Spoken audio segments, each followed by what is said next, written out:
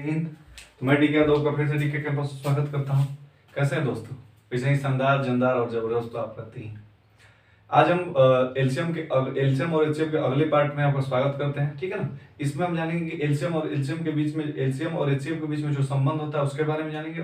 तो आप लोग फार्मूला लटे होंगे कि पहली संख्या गुणे दूसरी संख्या बराबर लसा गुणे मसा, ठीक है ना। उस फार्मूले को भी समझेंगे। और इस टाइप पे एलसीएम और एचसीएफ के जितने संबंध के आधार पर जितने क्वेश्चन बन सकते हैं उसको बहुत आसान तरीके से और बहुत अच्छे कंसेप्ट के सहायता से देखेंगे, ठीक है ना। तो वीडियो को लास्ट तक देखिएगा, क्योंकि देखिए ये वाला क्वेश्चन तो बहुत आसानी से कर लेंगे, लेकिन ये दोनों क्वेश्चन को करने में थोड़ा सा दिक्कतें आती है, ठीक है ना। देखिए चुटकियों में बिल्कुल एकदम कर देंगे आप लोग क्वेश्चन को, ठीक है। तो वीडियो को लास्ट तक देखिए, ठीक है। और चैनल पर ना तो सब्सक्राइब कर लीजिएगा, वीडियो अच्छी लगे पहले ही लाइक कर लीजिएगा, अच्छा आपको लगना है, हम आपको गारंटी देते हैं, ठीक है ना। और शेयर भी करिए दबा के, ठीक है। चलिए सबसे पहली बात की देखिए, एचसीएफ और एलसीएम में हमने संबंध, बीच में संबंध, एचसीएफ और एलसीएम के बीच में क्या निकालना है? संबंध, रिलेशन निकालना है, ठीक है। समझिए, जिसे हम आपसे पूछें कि 12 और 16, ठीक, इन दोनों का अगर हमको एलसीएम निकालना है तो इसको क्या लिख सकते हैं? 2 गुणे 2 गुणे 3, और 16 क्या लिख सकते हैं? 2 गुणे 2 गुणे 2 और गुणे 2, ठीक। अगर हम पूछे कि इसका एचसीएफ कितना होगा, ठीक है, तो भाई जो दोनों में कॉमन होता है, एक 2 हो जाएगा और एक यहाँ से 2 निकल के आ जाएगा, कितना हो जाएगा आपका? 2, और 2 दूनी के कितना हो जाएगा? 6, ठीक। हम पूछे कि एलसीएम कितना हो जाएगा आपका, ठीक है। तो देखिए जो कॉमन है वो तो अइबे करेगा, ठीक। जो कॉमन नहीं भी है, एक 3 आ जाएगा और दोनों 2 आ जाएंगे, तो कितना हो जाएगा? गुणे 2, तो कितना हो जाएगा आपका? 2 दूनी के 4 दूनी के 4 3 12 दूनी के 24 दूनी का 8, ठीक। तो एक चीज आपको यहाँ से समझ में आ रहा होगा कि अगर हम 12 और 16 का गुणा करा दें, ठीक है ना, इसका किसका 12 और 16 का अगर हम गुणा करा दें तो किसके बराबर हो जाएगा? 4 गुणे 48 के बराबर। आप करके देख लीजिएगा, देखिए गुणा करेंगे, 16 दूनी के 32 और 16 कम 16 3 19, ठीक है, 192। इसका गुणा करेंगे, 4 8 32, 4 चौका 16 3 19, 192। अरे बस इसका मतलब यहाँ से एक फार्मूला निकल के आता है कि भाई अगर दो संख्याओं का गुणा करा दिया जाए तो किसके बराबर होता है? एचसीएफ और गुणे एलसीएम, यानी पहली संख्या गुणे दूसरी संख्या, ठीक है, इक्वल टू लसा यानी एलसीएम और गुणे कितना होता है आपका? एचसीएफ, ठीक है। और ये बेसिक फार्मूला हो सकता है कि आप लोग जानते भी होंगे, ठीक है। और इस पे क्वेश्चन कितने टाइप के बन सकते हैं एलसीएम और एचसीएफ पे, सभी क्वेश्चन को बताएंगे, ठीक है।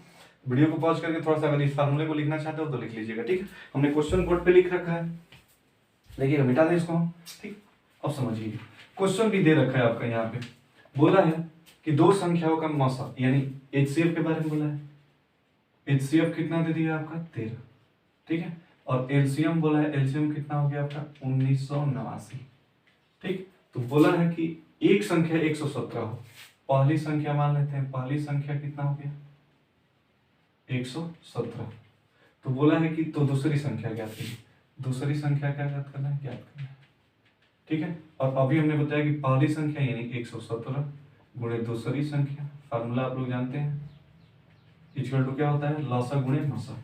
यहाँ पे 13 और गुणे कितना हो जाएगा? 1989, ठीक। और यहाँ से दूसरी संख्या निकालेंगे, ठीक है। तो यहाँ से भाग हो जाएगा, तो 13 गुणे 1989 और बटा में कितना हो जाएगा? 117। 13 9 कितना होता है? 117, ठीक है। 9 से घटाएंगे, 9 से कट जाएगा, 8 9 17 18 कट जाएगा, ये कितनी बार कटेगा? 8 दूनी का 16 3 8 चौका 32 6 नहीं, एक सेकंड मिस्टेक हो रहा है, 8 दूनी का 16 3 बचेगा, 8 चौका 32 6 बचेगा, नहीं कटेगा, 9 से भाग करना है ना, तो 9 दूनी का 18 1 9 दूनी का 18 220, दूसरी संख्या क्या हो जाएगी आपकी? 220, ठीक है। तो इस टाइप पे जितने क्वेश्चन है उसको आप लोग कर सकते हैं, ठीक है। अब चलिएगा, अगला हमने टाइप लिख रखा है, देखिएगा अगले टाइप पे क्वेश्चन हमने ले रखा है। हमने बोला था कि 1 से 2 पार्ट में आपका समाप्त कर देंगे। अब आपका एचसीएफ और एलसीएफ पे कोई ऐसा क्वेश्चन नहीं रह जाएंगे जो आपसे नहीं हो पाएंगे, ठीक है ना। सभी टाइप करा रखे हैं, अगर आप नहीं देखें तो प्लेलिस्ट में जाकर वहां से देख सकते हैं, ठीक है। सभी क्वेश्चन करा रखे हैं, सभी टाइप, देखिएगा। अब बोला है कि दो संख्याओं का गुणनफल इतना हो तथा उनका मौसा 13 हो तथा उन संख्याओं को ज्ञात करें। समझिएगा क्वेश्चन को पहले, अगर हम आपसे पूछे, ध्यान से समझिएगा, यहाँ से मेन कंसेप्ट है आपका, ठीक है ना।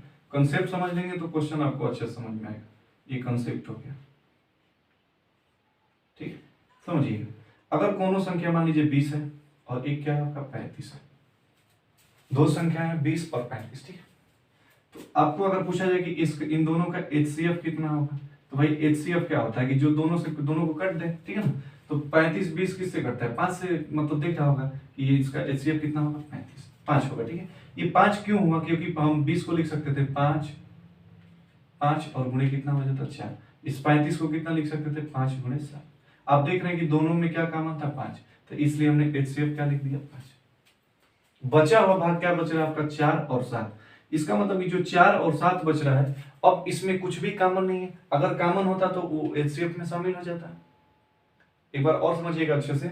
हमने बोला कि अगर ये 5 और 4 देखिएगा, ये 5 और ये 4 बच रहा है आपका, ठीक है। तो हम ये कह सकते हैं कि भाई 5 और इसमें भी 5 कॉमन था तो वो HCF में आ गया। 4 और 7 में कुछ भी कॉमन नहीं है, इसलिए 4 और 7 में कुछ भी कॉमन नहीं है तो HCF में शामिल नहीं होता। अगर HCF 5 4 और 7 में कुछ भी कॉमन होता तो 5 के साथ लग जाता, ठीक। इसका मतलब कि इस 4 और 7 को आप बोल सकते हैं कि इस एक होती है सह अभाज्य संख्या, सह अभाज्य संख्या, ठीक है ना। और सहअभाज्य संख्या क्या होते हैं कि जिनका मौसा, ऐसी दो संख्याएं,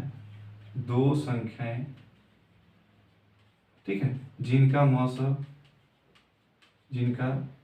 या HCF कितना हो, 1 हो। ऐसी दो संख्या जिनका HCF कितना हो, 1 हो, वो कौन सी संख्या कहलाती है, सहअभाज्य संख्या। आप देखिएगा 4 और 7 में देखेंगे, 4 और 7 में क्या कुछ भी कॉमन है, तो ये दोनों कौन सी संख्या हो जाएगी, सहअभाज्य। 3 और 5 पूछे तो ये सभी क्या, ये दोनों क्या हो जाएंगी, सहअभाज्य संख्या।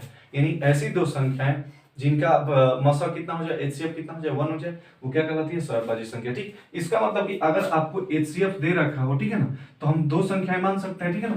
ये मान सकते हैं कि अगर दो संख्याएं हो, ठीक है ना, तो अगर हम संख्याएं मानना हो तो क्या मान सकते हैं कि भाई अगर यहाँ से मानना संख्या हो तो, ठीक है, तो एक 5A मान सकते हैं और एक कितना मान सकते हैं, 5B। चाहे 5X और 5Y जो भी मानना हो आपको मान सकते हैं, ठीक है ना। जो 5A और 5B है, जहां पर A और B जो दिख रहा है, ये दोनों क्या है, सहअभाज्य संख्या है। अरे बात समझ में, बिल्कुल बहुत बढ़िया समझिएगा कि A और B दोनों क्या है, सहअभाज्य संख्या, जिनका हमको मौसा जिनका होता है क्या होना चाहिए, 1 होना चाहिए। सहअभाज्य संख्या समझ में आया, A और B में कुछ भी काम नहीं है। एक कंसेप्ट समझ में आया। यानी आपको अगर कभी भी मौसा दिया हो तो उसके गुणांक के रूप में, अगर मौसा दे दिया हो तो उसके गुणांक के रूप में मतलब उतना A और उतना B मान सकते हैं। इतना में किसी को दिक्कत, समझिए। अब क्वेश्चन इसी पे दिया है, कंसेप्ट हमने अच्छे तरीके से आपको समझाया।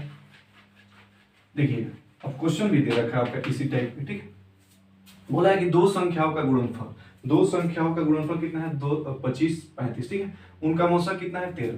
तो अगर मौसा 13 दे दिया है, HCF कितना दे दिया है आपका, HCF अगर 13 दे दिया है, ठीक है, तो संख्याएं हम क्या मान लें, अभी हमने बताया कि भाई 13A और क्या मान सकते हैं, 13B मान सकते हैं, ठीक है, जहां A और B क्या है, सहअभाज्य संख्या। अब बोलिएगा अगर ये संख्याएं 13A और 13B हो गया और इनका गुणनफल दे दिया हो, तो बोला कि उन संख्याओं को ज्ञात करें, ठीक है। तो देखिएगा अगर 13A और 13B ये हो गया, मौसा हो गया, ये संख्याएं हो गई, तो बोलिएगा इन संख्याओं का गुणनफल यानी 13A और गुणे कितना होगा, 13B किसके बराबर होगा। अब बताइएगा किसके बराबर होता है, संख्याओं का गुणनफल इक्वल टू मौसा गुणे लसा ही होता है ना। तो समझिएगा 13A 13B, अब इनका मान दे रखा है कितना हो गया, 2535। क्वेश्चन में दे रखा है कि इन दोनों संख्याओं का गुणनफल कितना है, 2535 है। तो बोलिएगा 13A, यानी आपको समझ में आ रहा होगा कि अगर AB इक्वल टू निकाले तो इस दोनों से भाग हो जाएगा, तो 25 35 बटा में 13 और गुणे कितना हो जाएगा, 13। भाग लगाएंगे तो कितना हो जाएगा, 13 से एक बार काटिए तो ये हो जाएगा 13 एकम 13 और 12 23 बचेगा। 13 से भाग लगा दीजिए, ठीक है ना। 13 से जब 2535 में भाग लगाएंगे, 2535 13 एकम 13 2 कितना हो जाएगा, 1 3 13 बटे 113 9 117। 13 में 7 घटाएंगे 6 कट जाएगा और ये 5 13 5 65, ठीक है। तो ये 195 बटा में फिर से 13 बच जाएगा, 13 से कटाएंगे 13 एकम 13 और 13 5 65, कितनी बार में कट जाएगा आपका, 15 बार में, ठीक है। अब आपको समझना है कि अगर A into b equal to कितना है, 15, तो बताइएगा अब दोनों A और B क्या है, सहअभाज्य संख्या, यानी इनका पेयर होगा, एक युग्म होगा, ठीक है ना। अब 15 का गुणा हम कौन सी दो संख्या लेंगे कि जिसका 15 गुणा होगा, बोलिएगा क्या क्या हो सकता है, 1 हो सकता है, 15 हो सकता है, 1 हो सकता है और क्या हो सकता है, 15 हो सकता है, तभी तो गुणा करेंगे तो 15 आएगा। एक क्या हो सकता है कि 3 गुणे 5 हो सकता है, ठीक है। और बात एक ही है, 5 गुणे 3 भी सेम है, एक ही पेयर कहलाता है, जिसे आप समझ सकते हैं कि आप अपनी बीवी के बगल में खड़े हो, चाहे बीवी आपके बगल में खड़े हो, बाकी एक ही जोड़ा कहलाएंगे आप लोग, ठीक है, समझिएगा। तो 3 गुणे 5 चाहे 5 गुणे 3 बात एक ही है, ठीक है, तो ये एक ही पेयर कहलाएगा, ठीक, ऐसे ही समझिएगा। उसके बाद क्या हो जाएगा, 3 5 15 और एक, उसके बाद कोई और पेयर होगा आपका, नहीं होगा, तो समझिए। अब हमको बोला है कि इनका मौसक कितना है आपका 13, ठीक, अब समझिए अगर हम 3 और 5 लेते हैं, 3 और 5 लेते हैं तो बोलिएगा संख्याएं क्या क्या हो जाएंगी, ए का मान 3 और बी का मान 5 लेते हैं तो संख्याएं क्या क्या हो जाएंगी, 13 3 39, ठीक है, और क्या हो जाएगा 13 5 65, ठीक है।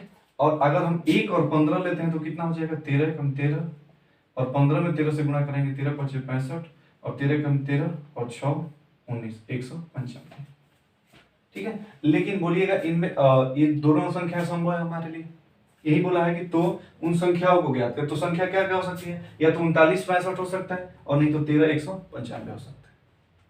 आया समझ में? देखिएगा इसी पे एक और हमने क्वेश्चन लिख रखा है, इस इधर से हम मिटा लेते हैं इसको। अगर एक बार में नहीं समझ में आता है तो दोबारा वीडियो को रिपीट करके देख लीजिए, ऑनलाइन पढ़ने का फायदा तो उठाइए कम से कम। देखिएगा यदि दो संख्याओं का एचसीएफ 13 और एलसीएम कितना है 455 है, ठीक है।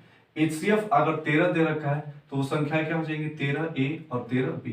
एक चीज आपको समझ में आ रहा है, ठीक है। एलसीएम 400 कितना दे दिया है, एलसीएम 455, ठीक है। तो यदि एक संख्या 75 और 125 के बीच में, इसका तो बाद में काम लगे, बोलिएगा अगर दो संख्याएं 13 और 13b दे दिया तो इनका गुणनफल किसके बराबर हो जाएगा, बोलिएगा 13a और कितना हो गया 13b। तो पहली संख्या और दोनों संख्याओं का गुणनफल 13a गुणे 13b इक्वल टू कितना होगा, लसा 455 और गुणे मसा का मान कितना दिया है 13। एक 13 से 13 कट जाएगा आपका, एक b इक्वल टू निकालेंगे 13 से भाग लगेगा, ठीक है। तो 13 3 39 और 39 6 13 5 65, b इक्वल टू कितना आ गया आपका 35। ए बी इक्वल टू कितना, ए बी बचा ना, ए बी इक्वल टू कितना आ गया आपका 35।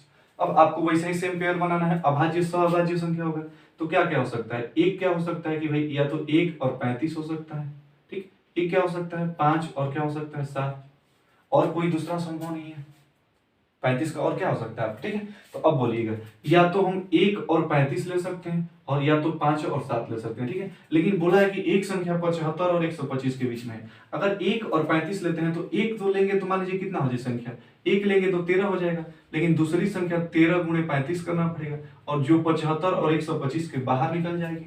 इसका मतलब कि ये वाला पेयर संभव नहीं है, तो कौन सा ले लेंगे 5 और 7। जब 5 और 7 लेंगे तो एक आ जाएगा 13 5 65 और एक कितना आ जाएगा 13 7 91।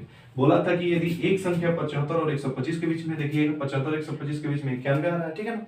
तो दूसरी संख्या क्या थी, तो दूसरी संख्या क्या हो जाएगी 65 और यही हमारा क्या हो जाएगा 300 हो जाएगा, ठीक है। तो हमको उम्मीद है कि आपको समझ में आया होगा, ठीक है ना। अब इस पे जितने क्वेश्चन है आप उसको प्रैक्टिस करिए, ठीक है। और अपना ख्याल रखिए, खुश रहिए, मस्त रहिए, इसी उत्साह और उमंग के साथ मिलते हैं। जय हिंद।